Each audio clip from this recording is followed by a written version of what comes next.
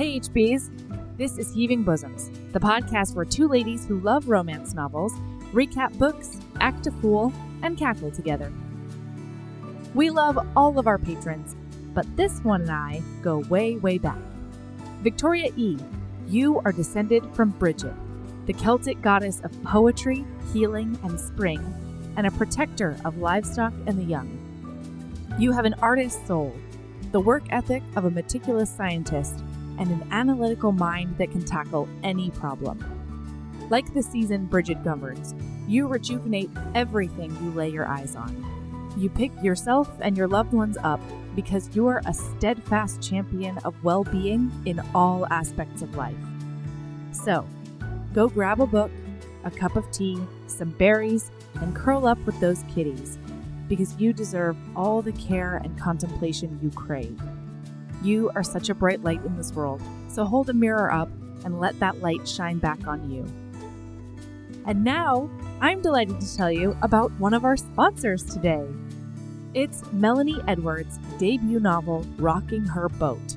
You guys, lady scientist, bad boy rock star, second chance romance. It's so catnip. Okay, here's the description. Lifelong passion and perseverance have finally given Nina the one thing she ever wanted, her own environmental nonprofit. And yet, it's when she should be on top of the world that she feels the empty results of her neglected personal life. Maybe now's the time for this focused marine biologist to see what happens when she adds some fun to all of her hard work. Chelsea's passion is music. Still a rebellious stoner he was in high school, growing up has forged his powerful, unique voice. Now that he's moved to a bigger city, his raw, rough-hewn talent and uninhibited charisma are garnering popularity for his band. A chance reconnection with Nina proves his teenage infatuation hasn't gone away, but it's tough for Nina to see him as anything more than heartbreak waiting to happen. As Nina spends more time with Chelsea, the sparks fly, and she also finds a shared determination and ambition, which is dead sexy.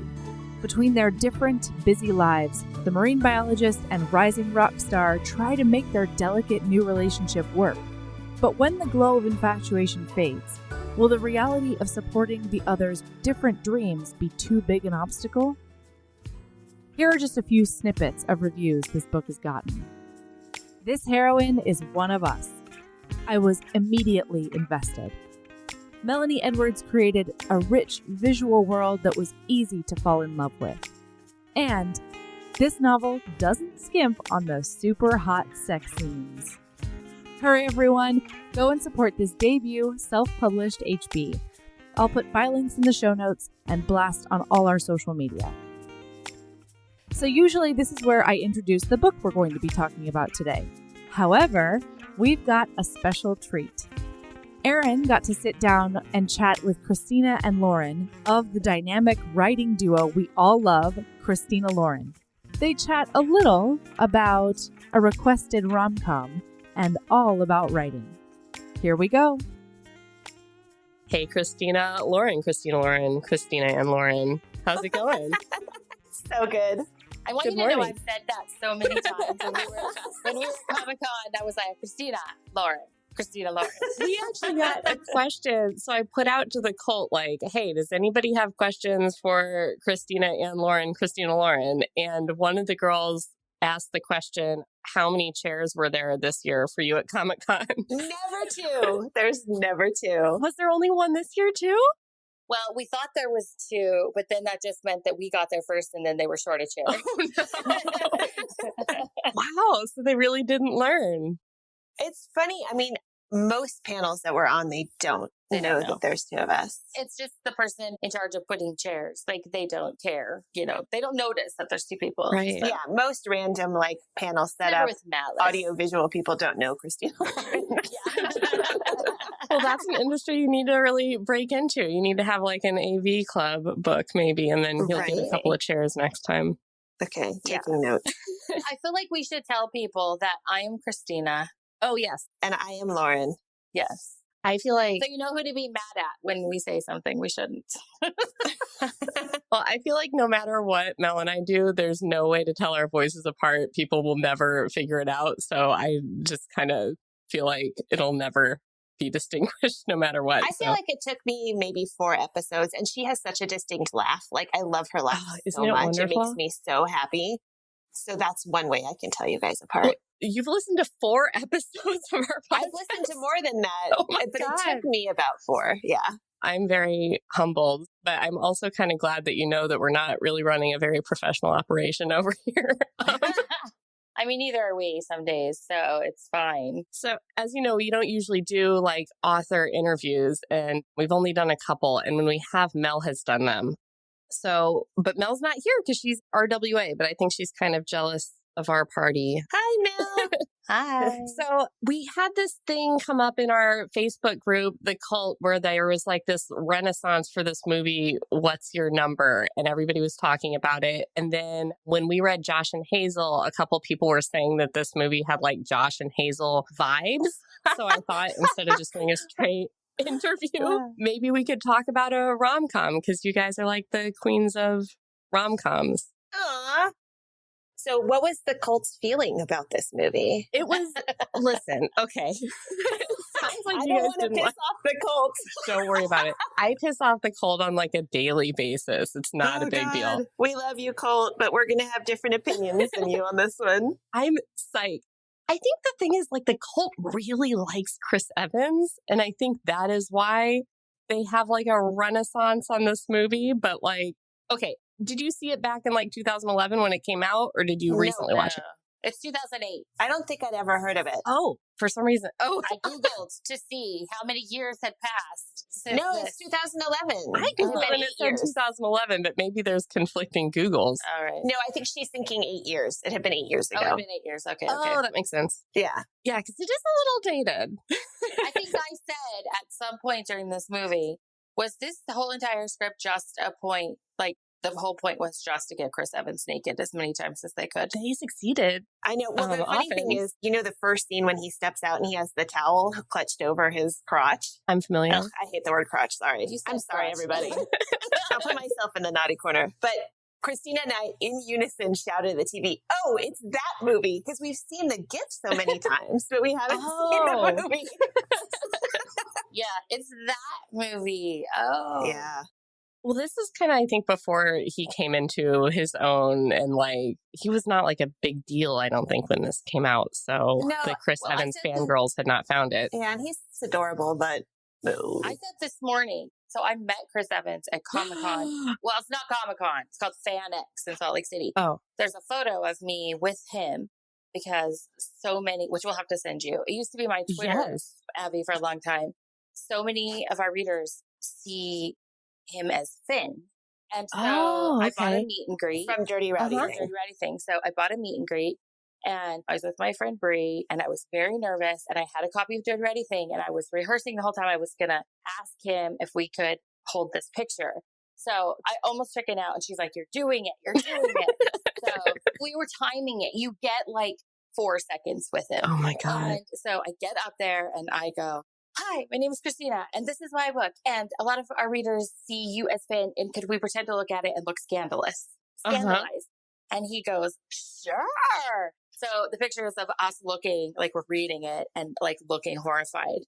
And as soon as it was done, I didn't even realize he like turned to hug me. And I just turned to my friend and I went, "I did it!" And I ran away. So you passed on the hug with Chris Evans. Yes. And so I said to Lo this morning, I am taking 10 Chris Evans can do no wrong points away from him for this movie. Oh my God. Okay. Did you both dislike it? Yes.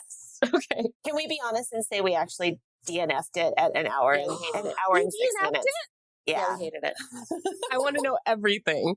Okay. I mean, do you want to do it the way you guys usually do? Because I am a fangirl I'm of the not going to podcast put you where we through go a whole. No. We watched an hour of it. Okay. Yes. So this thing is 100 and like, what was it, Lo? 106 minutes. Yes. That means it's 100. No, we got through 106 minutes. It's like 170 something. Yeah, I think it's like a full 2 hours. So that means, it was 126 minutes. Yeah. So that means it is a 126 page script. Which is I long have no idea script. why somebody didn't stop them. Because it was 2011. All right. So I'm guessing the premise was not your cup of tea. Okay, so first, can we talk about the origin of this, which is a book called 20 Times the Lady? Yes. Which we just discovered this morning. Me too, this morning. So there's this book called 20 Times the Lady by Karen Bosnack. And I discovered it this morning too. So I don't know if it's traditionally a romance or more of like a chick lit or what it is. Yeah, I don't know either. Or if they changed stuff from the script to the movie. They might have. I mean, we know that happens. I know that they have because I read a blurb of it. And I know that at least a lot of the ex-boyfriends were different in the movie versus the book. And the main characters' names were different. So there's at least been some like fundamental changes. I mean, the cover looks to me like a rom-com cover. Like it's kind of like a Post-it note on binder paper. It looks like chick-lit-y. And in the book, it looks like her name is Delilah Darling, and they change it to Allie. But the last name Darling just drives me crazy because it's like, is this 101 Dalmatians? Like, what are we doing? Yeah. I think the premise bugged me, and we assumed that it was written by dudes because, I don't know. It does have that feel. Yeah. And so I think, just at the outset, the premise being that she reads this article in Cosmo or a women's magazine that says, 90% of women who have sex with more than 20 partners never find a husband. That's the premise. And I was like, wait, what kind of statistic is that? Like, that is totally absurd. And I actually went down to bed last night and made my own list. And I have successfully found a husband and had sex with far more than 20 partners. So that article can suck it. Congratulations. Thank you. I was like, apparently I'm a statistic anomaly. I'm glad you beat the odds. No, I mean, the minute because we didn't know anything about, I thought it was about a phone number. I didn't know anything about it going in. That makes sense. And the minute they started talking about 20 partners, Lo and I looked at each other and went, no. So I thought the premise was eventually going to be that it doesn't matter, that she can sleep with 21 and she's fine. She can sleep with 30. She can sleep with 80 dudes and she's fine. Do you know what I mean? Then, not to jump too spoilery, but the fact is that she finds out at the end, apparently, because I Googled it this morning, that she didn't actually sleep with one of her boyfriends. And so he is only number 20 and she will never break the number 20 rule. And I'm just like, wait, that's the lesson, is that she's going to be okay because in fact, she does only sleep with 20 men. Like, my head exploded. There is a moment where Chris Evans says, the only women care about that. Or like, that doesn't matter or something. But I just feel like they just let that go. And you know what I mean? It should have been a bigger thing that this does not matter. Even if you slept with 50 people, 100 people, whatever. Well, that is kind of how it ends at first. So it's like, okay, you guys listening, the premise is she goes back. So she realizes she's hit 19. No, she's hit 20. And then she's got to go back through her ex-boyfriends, she thinks, and find one that will marry her so that she can not break this imaginary number. So it's her going back through her ex-boyfriends and seeing if any of them are marriage material. And then, I'm so sorry, I said I had Josh and Hazel vibes. I hope that wasn't insulting. But the idea is Chris Evans is helping her date these other people. So it's they're friends, but they don't realize they're falling in love. And he's helping her find the one, but really he's the one. So she's going back through all these guys. And then one of them she really wants to connect with because he's a rich, successful guy now. The conflict in the thing ends up being that he found that guy. I don't know how far you got. He found the rich, successful one that she really wanted to hook up with again, and he hides that from Jake Adams or whatever his name is. Okay. He hides that from her because he's now in love with her. She then gets really mad at him. They have a big falling out, and then she goes and dates Jake Evans for a year or whatever. And then when Jake Evans finds out that she's had sex with 20 guys, he solidly slut shames her. And then she has this revelation of this doesn't matter. This is stupid. I'm going to go find the guy that was totally okay with who I am. And the big line is, I'm a jobless whore who slept with 20 guys and I want to be with somebody who celebrates that or something like that. And then she goes and finds Chris Evans and they make out, whatever. And then it's more an after the credits scene or kind of a last little bonus scene that she actually finds out that she didn't have sex with one of the guys. Which is so maddening, but they couldn't just I hated that last scene. Why put the cherry on top? The thing is, there were funny moments. There were a couple jokes that made us laugh out loud. But for me, there were just and I'm just not normally a person who watches a movie and is oh, that was really problematic. But I did not like the slut-shaming aspect of it at all. And I also didn't like the two instances where like it's mentioned that somebody's like gay or bi or whatever. One ends up being a man. Yeah, later, that stuff was rough. and the other is like, I'm like gay. I'm like super gay. And like mine's like in the ears and it was pretty rough. My beard. And so I was just like, this is like all of the things. Like, this is why people think they don't like romantic comedies. Yes. I think that's what upset me because we're hustling so hard to get adaptations made and it's been really fun and we're really excited about the current sort of rom-com renaissance. And then just seeing movies like this, it's like, well, if they make stuff like this, the other good books are not going to be adapted into films, you know? And maybe her book is amazing. Yeah, I don't knows? know. Like now I'm kind of curious to read it. I had a couple questions about those.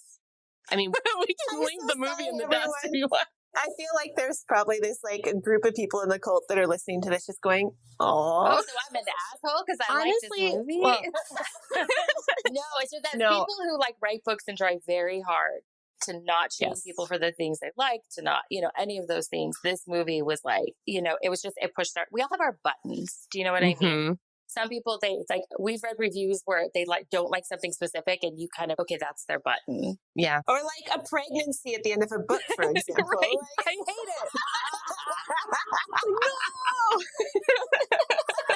And so like for us, who try really hard to like celebrate women's sexuality, to talk about women celebrating their sexuality, to never be shamed for it and stuff, this was a button for us where we were just like, especially women, because never is it brought up. Like, yeah, it's like joke. He's like always has a woman there, but it's never like, how many women have you slept with?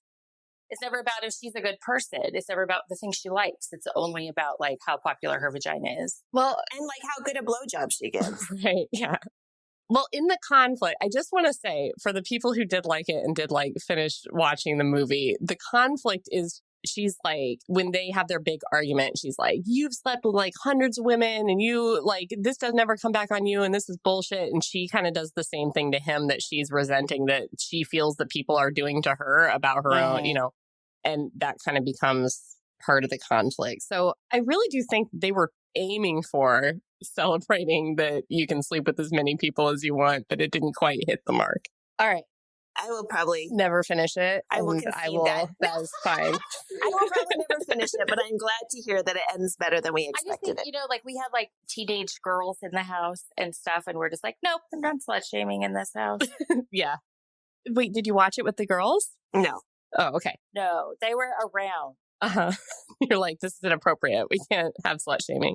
My husband was even there at some point, right? Was Ryan there? Yeah, he was with us. He was there, and he did not like the slut shaming. But we have raised very socially conscious feminist husbands.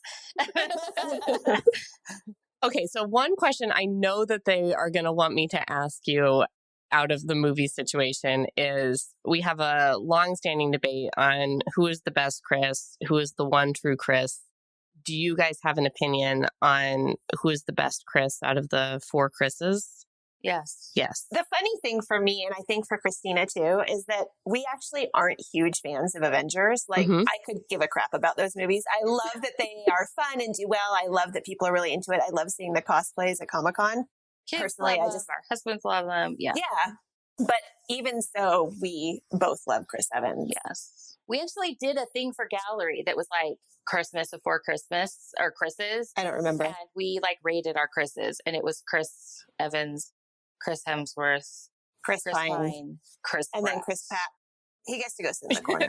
In some circles, we've replaced Chris Pratt with Chris Maloney, if that changes your... Okay. All right. I could get on board with that. Yeah, Chris Pine is my favorite Chris, so... So I didn't know much about Chris Pine until I watched Wonder Woman. So those top three Chris's are all pretty damn great. Yeah, it's a very close race for best Chris. It is. Chris Hemsworth is like the most adorable dad. Mm-hmm. They all just seem like really like cool guys. Maybe that's just I'm blinded by handsomeness and like fame, but they seem really cool. Yeah. No, I mean, they like, do. if Chris Evans came out as like being a problem, Romancelandia Oh my God. would like need group therapy. Do you remember when Jason Momoa tore up a book? Yes. Do you remember that?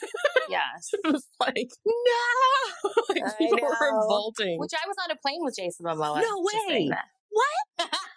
So I was coming back from a BTS concert in New York, And so it was super early and I had been upgraded to first class. So I was just sitting there and he walked on the plane and it was literally this like TV moment where I looked around at everybody like, am I the only person seeing this?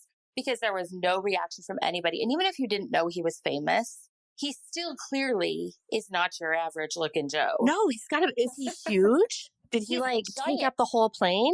In fact, he was going to Fan X. It was like starting that day. So he was going to Salt Lake City. Oh my God. And he had his hair like up in a man bun and he had like sweats on that were like pulled up to like the knees. And he was so good looking. And there was just this moment where he looked at me and I was looking around and he was like, I know, right? And he sat down.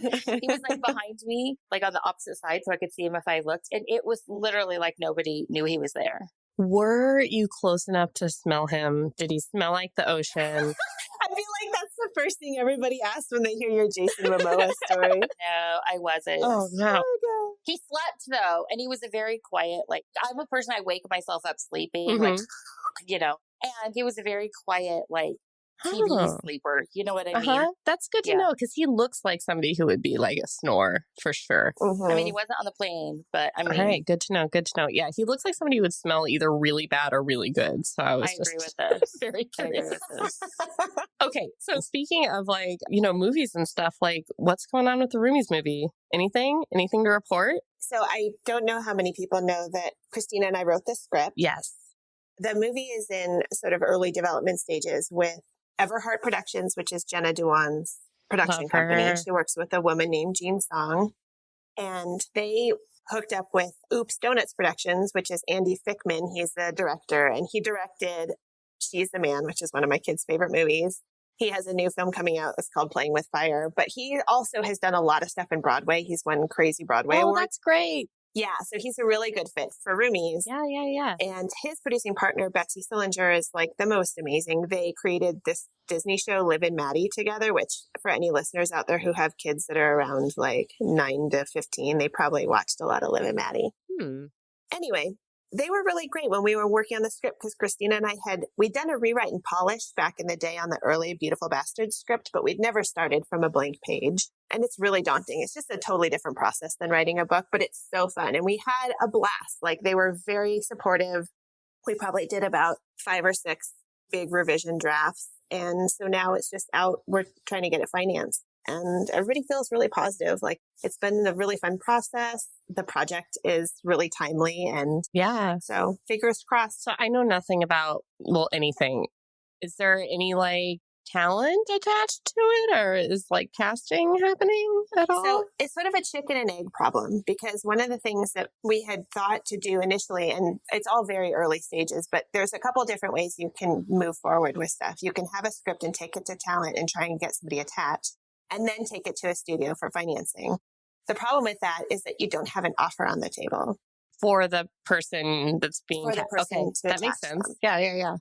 And so we decided to go the other way first to get financing, and then we could go to talent and make the offer. So I think we all have a list of who we want. In fact, I know we do because we've all made a list together. But yeah, so we're doing it that way. And I think it'll be great. We're super excited. So just like everybody, just, maybe take one of your pennies in a fountain and throw it in there for Roomies, because I think it'll be a really cute movie. We actually see them on Friday. Next Wednesday. Next Wednesday, I go to LA, but we're also going to LA for something else that's secret that we can't talk about yet. Oh my gosh. You're such an asshole. This is the way, let me tell you, this is the way it is. It's like you want people to talk about it because we always tell people like, you guys have all the power. Like the more generate buzz. It's like, it's another chicken and egg thing. It's like, you want people to talk about it. If they know that something's in the works, there's much more chance they're going to be talking about it. And if they're talking about it, there's a greater chance that people will get excited and want to make it. But then they don't want to talk about it until things are like set. Do you know what I mean? All right. So HBs, get excited about the secret thing that we can't talk about. Hashtag it. Christina Lauren's secret thing. Hey HBs, if you love Christina Lauren's books, you're going to die over Rebel Carter's new rom-com, Love and Gravity. It's a multicultural STEM Hufflepuff romance with a curvy Latina heroine and a swoon-worthy reformed bad boy hero. Here's the description. Quirky lab queen Grace and wealthy physicist Anton have only met over email and the occasional phone call. From afar, Anton is everything Grace dreamed of. Smart, funny, supportive of her best friend's work. he makes her heart race. Until they finally do meet. And it blows. Because the funny, sensitive, and thoughtful man vanishes in the blink of an eye, replaced by a condescending jerk who thinks she's little more than an errand girl. Amid glitter bombs, shrink rays, over-caffeinated scientists, and stolen research, the two of them struggle to find out what to do about their explosive chemistry. Is love, like gravity, a wave? And will it pull them under? One reviewer gushed, "Anton and Grace are hilarious, flawed, sweet people who I fell in love with right away." And another reviewer said, "This book is snappy, sweet, and superb." So go forth and read Love and Gravity ASAP. So, like, just in the last few seconds, I've been like, wow, like, their lives are, like, so glamorous now. You're, like, flying to LA. You're, like, on a scale of 1 to 10, like, how much more glamorous have you become in, like, the last year and a half, 2 years? Not at all. Honestly, like, I'm not even wearing a bra. That can be very glamorous, though. Like, are you wearing, like, an evening gown that you... I'm a t-shirt that says, "Ooh, David." Ooh. From Low. People might not know, but she's here visiting me this week. So we are not normally, like, in the same house. in the same house. Honestly, like, there's no glamour. We are hustling so hard in part because people really want to see these movies made. And it's not just us as viewers and readers ourselves. Like, we want to see more rom-coms. I don't need them in theaters. I'd love them in theaters. But the problem is people don't show up for them in theaters. And so it's so wonderful in this day and age that we have Netflix and Amazon and, you know, HBO adaptations and Hulu and all that stuff because people can watch rom-coms from their couch. So I do feel like it's a real prime time for people to start making these because there's such a desire for them. But we're just out there hustling and trying to get people to like working with us and get them interested in our stuff. So it's almost the opposite of glamour because we have to go out there and just like do the jazz hand, like talking about our stuff and being really upbeat and hoping that, you know, the whole package is appealing. When I was like thinking of questions this morning, I was going to ask if you'd had any like cool celebrity encounters, but it turns out you just like meet celebrities in your regular life. You don't even need to be like writing a big blockbuster movie. Yeah, so. but like, well, I paid to meet Chris Evans. Every other one that we've had has been on a plane. Like you saw Jason Momoa, I saw Stephen Amell and Danny Glover. Like all of those are on airplanes. Mm-hmm. There's no like interaction. Yeah, you know what I mean? Yeah.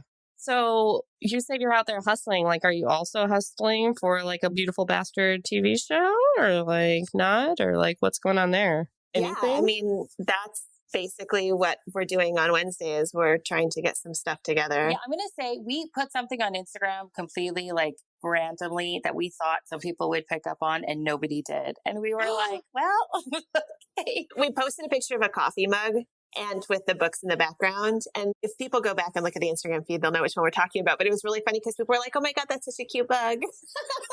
It didn't get many likes or anything. And we were like, oh God. That's great. No, that's 100%. We're like 5,000 likes. Here we come. And it was like, you know, my mom and her sister. All right. Get tweeting about it. HB's Beautiful Bastard TV show. Let's do it. Okay. All right. But I also want to talk about your new book that's coming out in October. That's Twice in a Blue Moon. It seems like from the blurb, that's about like actors, TV shows, Hollywood stuff. Is that like inspired by your like recent Hollywood experiences? You know what's funny about this book? It's not at all. I swear we do not have exciting lives. Well, when I saw it, I was like, oh my gosh, they're really Hollywood now. Like, this is like... Oh, God. I'm going to tell the truth about this book. So this book we initially wrote, it's kind of like if anyone out there has read Love and Other Words, which is our more sort of like mainstream romantic fiction versus rom-com. Twice in a Blue Moon is more like that book in terms of it's like, it's not supposed to be laugh out loud funny. It's more of like a traditional romance, but set in a modern day.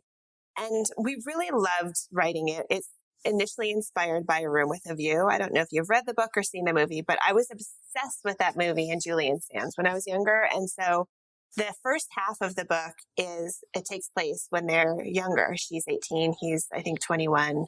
And they meet on a trip to London. And they sort of have this whirlwind romance. And she confides in him that she is the sort of secret daughter of Hollywood's biggest actor. And think like Brad Pitt, George Clooney. Imagine if he had had a child who the public got to see until she was like 8 or 9. And then she kind of vanished from the spotlight. And so people never knew where she went, all this stuff. And so she tells him, this is who I am. So then you flash forward to the future. And in the original version of the book, we had them run into each other in some way. And they fall in love again? Is she angry at him for his betrayal? Like, what is the story? And the second half just didn't work. So then we went back and we had to rewrite it. And it was like, we really loved the first half, but then we were so in our heads because the second half, the way they run into each other can happen in an infinite number of ways. Like there's no one way that people run into each other. So it was like, oh God, if the first way didn't work, how do we know that we're not going to like write it again and have the second way not work?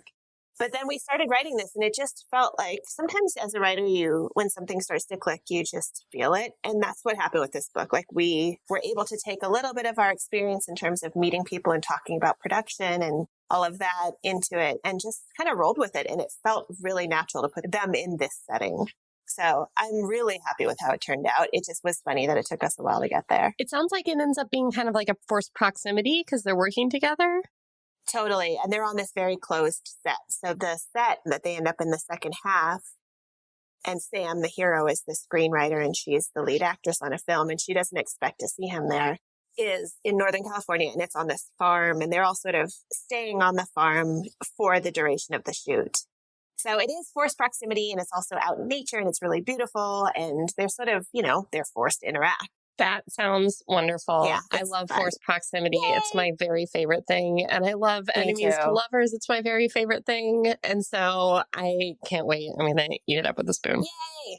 We sound like we know a lot about like film production and That's the way what I things work. But one of the Roomies producers was Betsy. She was so instrumental in helping us. She actually read the manuscript and went through and made edits and told us where we got it wrong and where we got it right. And Oh, that's so nice to have. I think we were on the phone with her for like 2 hours one day, and she basically told us what every single person on a set does. It was awesome. But to be honest, like there are some things that just wouldn't work in a book. And so anything that we change that doesn't sound right to people who know, it was us. Yeah. We take Don't blame Betsy. creative license all the time. Yep. All right. So I'm going to get into a few HB questions that we solicited for you guys. Okay. Awesome. But one of the things they're interested in, also I'm interested because I feel like we kind of have the same situation where like I'm in business with my best friend as well.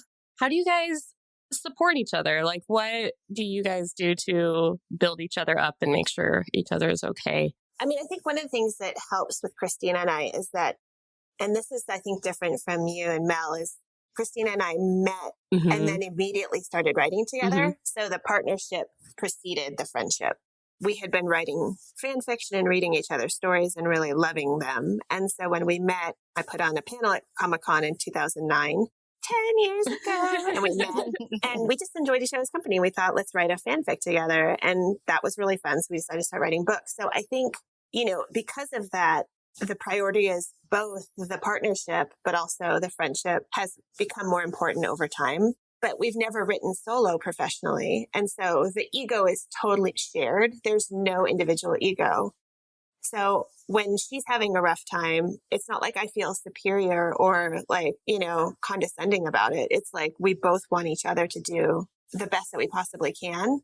And so we've just had to learn like the kind of feedback that each of us likes and the ways that we get stuck and what we can do when the other gets stuck and how to celebrate victories. Like what's a victory to me might not be a victory to her and vice versa. And so just learning that over time and paying attention. I mean, there are people who probably don't understand a friendship like this, where it is almost like a marriage in some ways, in that, we go through really amazing things and we go through hard things together and we have to just sort of like always prioritize. And weirdly boundaryless.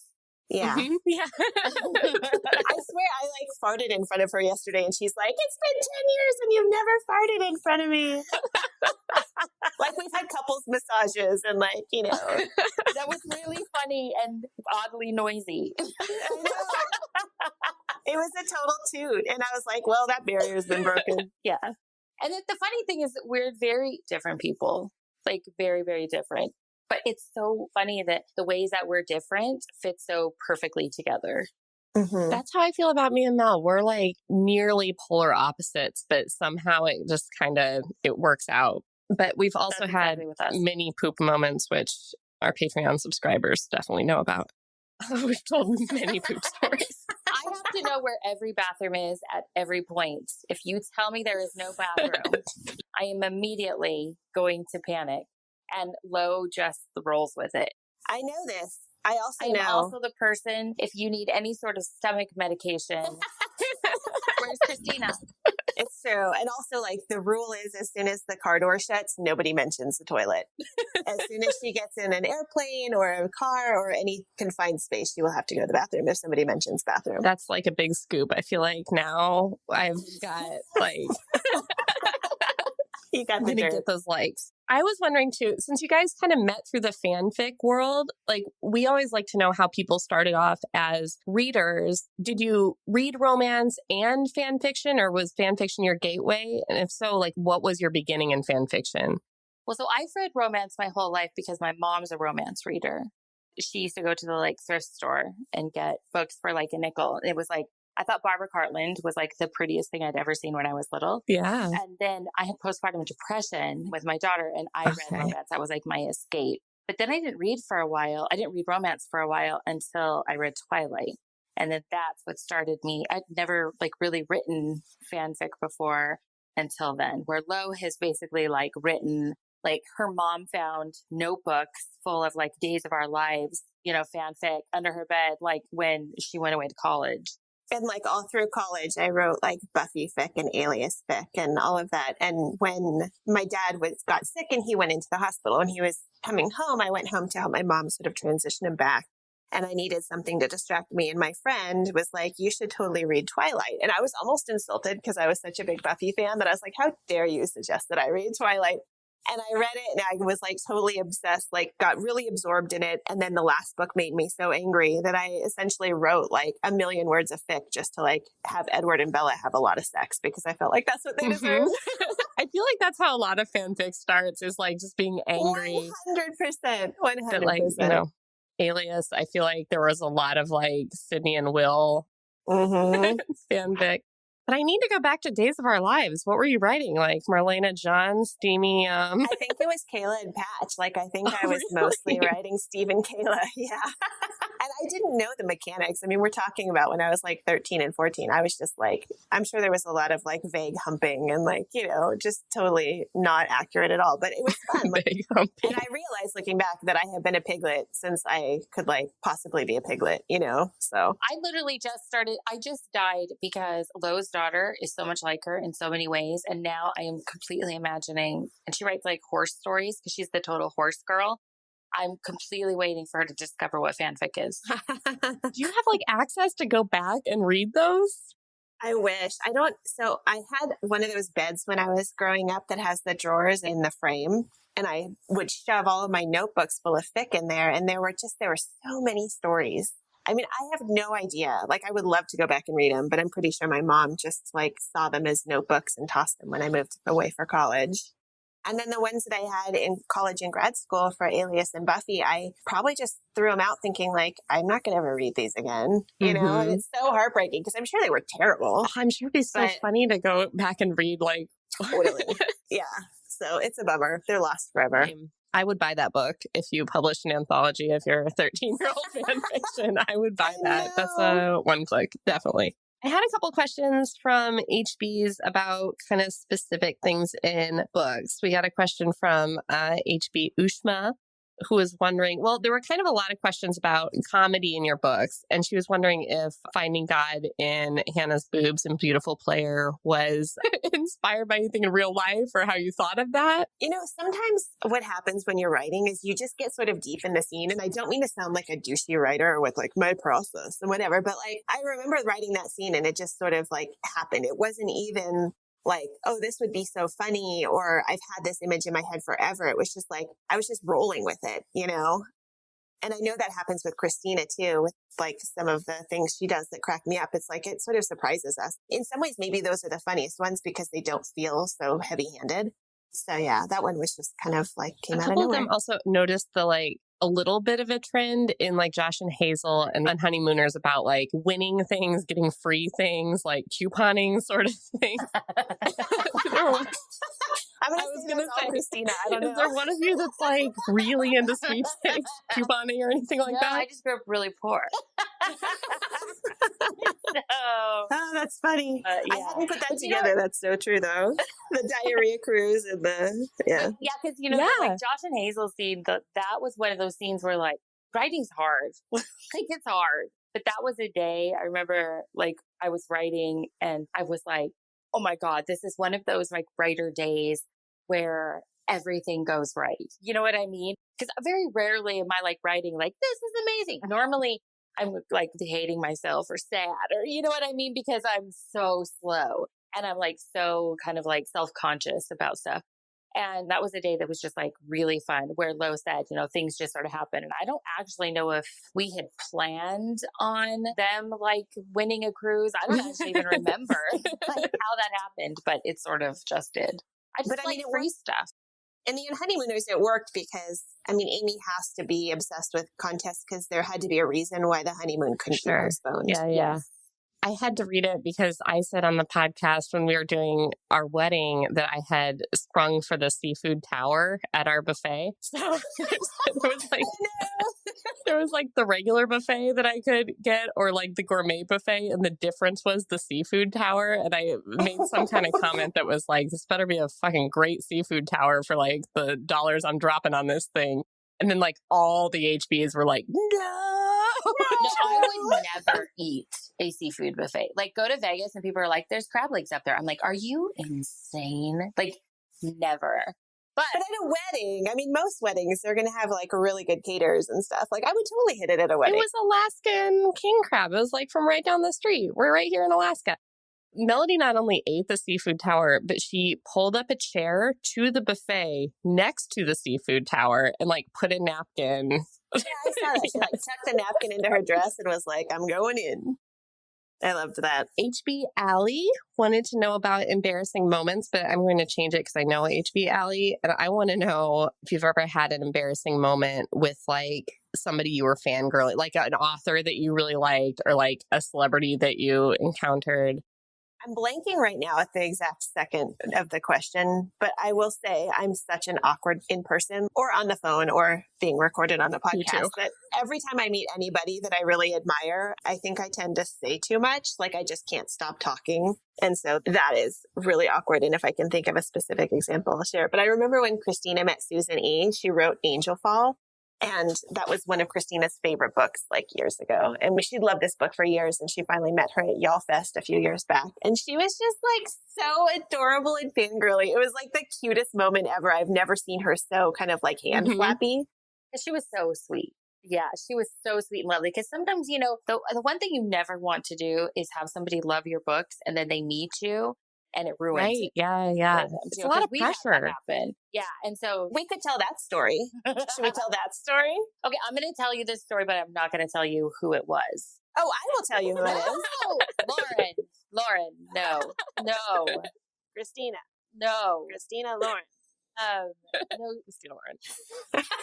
So we tried really hard. In fact, I don't know if Lo said this or not, but at Comic-Con, we had people bring us some of your buttons and, and they were just like so excited and talked about you guys and mentioned, that we were doing the podcast and stuff. And so we really want you when like you meet us to feel like you know us and to walk away like, oh, they're just as, nice as they seem online or whatever.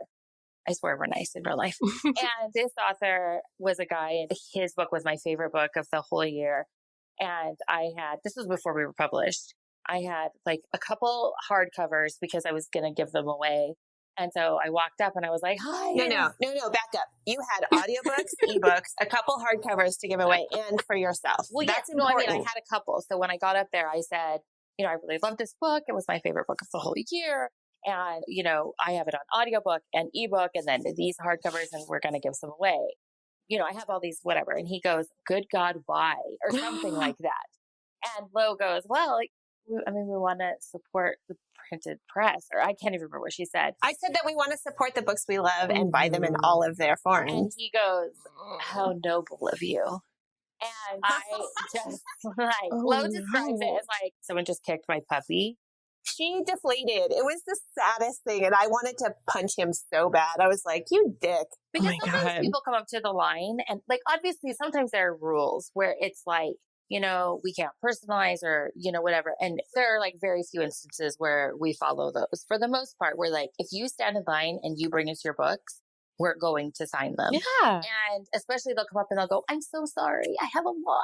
And we are like, if somebody ever makes you feel bad because you have a lot of books, they are an asshole. Like we will sign anything. I mean, except for somebody else's book, but you know, so this was just one of those moments where it was really good to have before we were published, because it was really good to be like, that person has been waiting. They took time out of their day, you know, all of this. And you do not want to ruin this relationship you've built with them through your books by being a dick, which is like, you know, the number one rule for anything is to not be a dick, but you know. It's kind of become a theme of the podcast because we were all at Avon's KissCon event last year, and HB Alley, who asked this question, shared with us like a very similar experience to one you just told that she had with like her favorite actress, who I won't name, but that was like devastating to her. And then like immediately after that, I had like a very embarrassing encounter with Sally Thorne.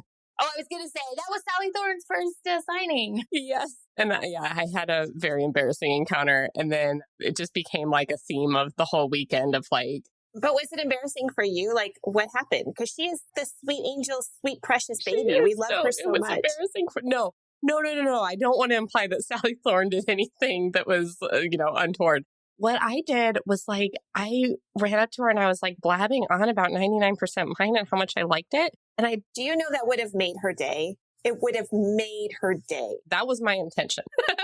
Right? And so I was reading it on the plane. I had a red eye that I took from Alaska the night before. And so I was reading it on the plane, like I couldn't go to sleep until they had sex and like did this whole thing. And then I just worded this in like a way that implied that I like masturbated on the plane.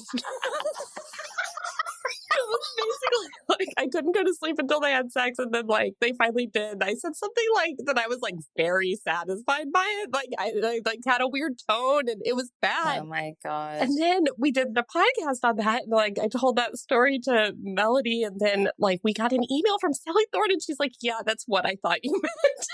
I was like, "Oh my god, that is." What? Oh god, that's like the most embarrassing moment of my life. Okay, that's pretty great. So yeah, maybe it did make her day. I don't know, but I think I deeply weirded her out. And Sarah McLean was standing right there. And like after I finished saying that, Sarah McLean was like, do you need to go to the bathroom, Sally? Let's go together. And like that's something that normal people. So it was also an embarrassing Sarah McLean moment. No, because you know what? Sally would be the first person to tell you. So we've known Sally since Twilight fandom. Really? Yeah. She wrote the best fanfic ever. And she's actually talked about this online, so we're not like breaking any news. But she wrote this fic called The Blessing and the Curse, which was like a mashup of Wuthering Heights and Twilight. And it was so freaking brilliant and so different from Hating Game and 99% Mine. I mean, she can write anything. She has such a good... And we were obsessed with her long before she ever sent us the Hating Game to read. We're at the same agent and everything, and at the same agency. And so we only met her in person for the first time. In April. Oh, that's so there crazy. There were a lot of tears. We hugged for like 20 minutes. We hugged and cried. It was really weird. But the thing is saying something like that implied that you masturbated somebody's book is 100% something Sally would do herself. That makes me feel a little bit better. Okay, so HB Blair wanted to know if you guys use writing playlists, and if so, what kind of music you listen to while you write. So Christina needs total silence when she writes. Like she would probably write best in like an isolation chamber. Something she has learned since she has been here, because I feel really bad. I have to go upstairs in my office and shut the door. It makes me feel terrible if there are guests in the house. It's fine. My kids are on their iPads this week and they are giddy that I'm letting them. But so I love writing to music, but the thing is we usually have more than one project going on at a time. So especially one now. of the things that I recommend to writers who are juggling multiple things is to create short playlists and associate each one with a different project. So for example, like when I was writing Love in Other Words with Christina, my playlist was a few Lumineers songs. They just had the vibe that I was trying to get with the characters. And there were 4 songs on the playlist and I would just listen to them in a loop. And after a couple times, you stop hearing the lyrics. You just it's more of like a feeling. And so when we moved on to another project, I think was probably Josh and Hazel, or I don't even know what we wrote after Love in Other Words. It's all a blur. But like I chose a different playlist of maybe more upbeat songs. And that way, when I went back to edit Love in Other Words later, I was immediately back in that space, that headspace, because the music was so tightly associated with the book.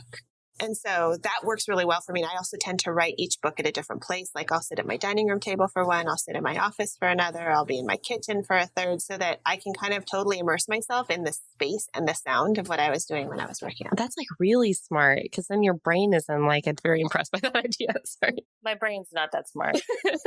So what we do at the end of every podcast is we do a lady love, or something that is like making you feel happy right now, or something you're doing for self-care. All right. Do you guys have a lady love? So just something that's like our joy right now? Yeah. It could be like a show you're watching. It could be a product you're using. It could be a practice that, activity you've been doing lately. Anything that's like helping cheer you up. I love BTS, which is like a K-pop group. They're like my happy place and have been for like 2 years now. So that's like mine. And I bet you I would guess Lowe's is Orange Theory. Is it? I do love I Orange love Theory. Orange Theory too. You do? Uh-huh. I'm going to come to Alaska and we're going to do Orange Theory It's together. very crowded. There's only one here, and the wait list is always like very competitive. Yeah. I haven't been in a couple weeks. I've been once in the last 2 weeks because we've been out of town. Very, very unlike her. I'm like feeling my stress start to build up, and I'm like, oh, it's because I haven't been able to work out. It's amazing. I love it so much. I love the coaches.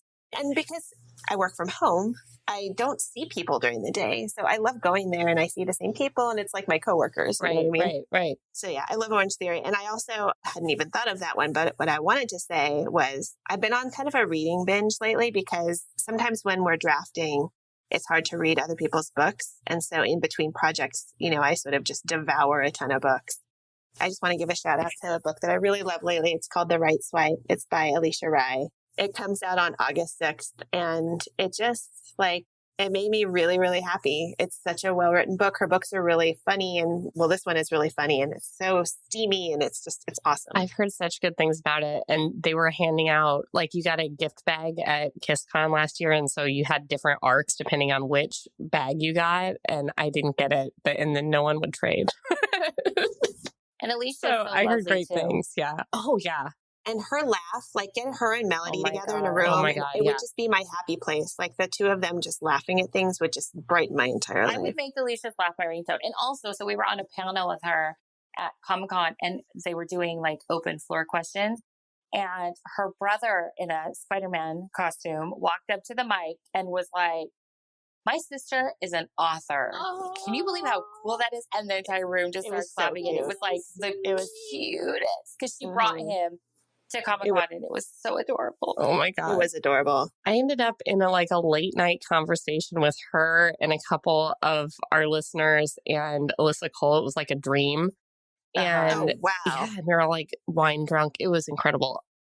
And she started giving bra advice to all of us. I don't know if it was solicited or not, but it was incredible. And she's like, this is what you need to do. Yeah. This is where you need to go. This is how you need to measure yourself. She was going around and being like, this is how to buy a good bra. So if you ever see Alicia Rye anywhere, that is the question to ask her. She loves giving bra advice. I wish I had known that. I definitely need some new bra advice. I'm due to buy some new ones. So. There's a particular Reddit thread that she sends you to that just revolutionizes your life. Okay. I will ask her for this. Extremely small boobs, so I don't really need the advice, but somebody else could really use it. All right. So those are our lady loves, and yay, lady loves! Yeah, thank you guys so much for coming on. When is Twice in a Blue Moon out again? October 22nd. All right. And where can we find you? What are all your Twitters and Instas, and so we can go that post with the coffee mug that was so cute. Our Instagram and Twitter are both at Christina Lauren, and our Facebook is at Christina Lauren, or it's just facebook.com Christina Lauren Books. We don't really post on our main Facebook page that much because Facebook is kind of a dick, but we do have a group on there. It's CeeLo and Friends, and we're in there a lot. We do a lot of giveaways. People are chatty. It's fun. So good. All right. Well, thank you so much for coming on, and Are you kidding? Thank you so much for having us. I'm such a fangirl, so we've just really had a lot of fun being on the show. So humbled. Yes, thank you.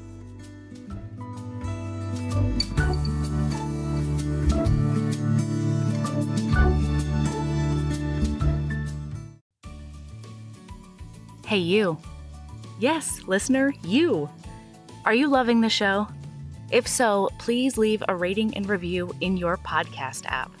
The 90 seconds you take to say something nice not only helps new people find the show, but it makes me super smile over at HBHQ. Also, I've had a few people ask, and the answer is yes. We are still doing the 5-star bribe. If you leave us a review with 5 stars, then we'll do whatever book you want. We're real deep into the list though, so it might be a while. Lilas! Okay, back to the show.